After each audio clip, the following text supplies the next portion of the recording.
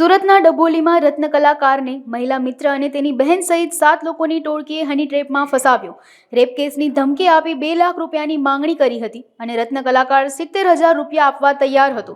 રત્ન કલાકારે 50,000 રૂપિયા online transfer કરાવ્યા અને 5,000 રોકડા આપી દીધા હતા. ત્યારબાદ આરોપીઓએ રત્ન કલાકારના પિતાને આ બાબતે જાણ કરવાની ધમકી આપી પૈસા માંગ્યા હતા. રત્ન કલાકારે આ બાબતે જહાંગીરપુરા પોલીસ સ્ટેશનમાં ફરિયાદ નોંધાવી હતી અને પોલીસે આરોપી ચંદ્રેશ પાંડવ અને તેની પત્ની ચંદ્રા અને નંદની પાંડવની ધરપકડ કરી છે. ઉપરાંત 4 લોકોને વોન્ટેડ જાહેર કર્યા છે.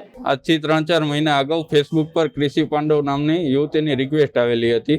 તો 2-3 દિવસ મેસેજ આવતા મને રિપ્લે આપતા જાણ થઈ કે તે નંદની પાંડવ નામની યુવતી છે.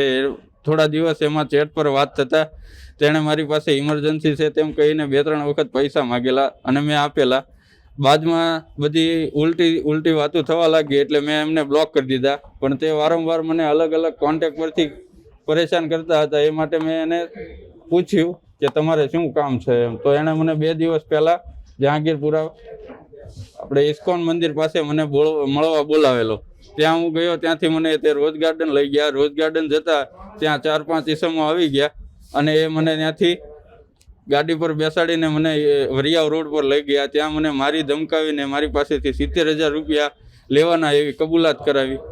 તે દિવસે હું બી ગયેલો એટલે મેં સવારમાં મારા મિત્રને જાણ કરી. તેણે મને હિંમત આપી અને જહાંગીરપુરા પોલીસ ચોકીમાં અરજી અપાવી. ત્યાં મને પોલીસ મિત્રોનો ને બધાનો સારો એવો સપોર્ટ મળ્યો. તેમણે આ આરોપીઓને પકડી પાડ્યા છે.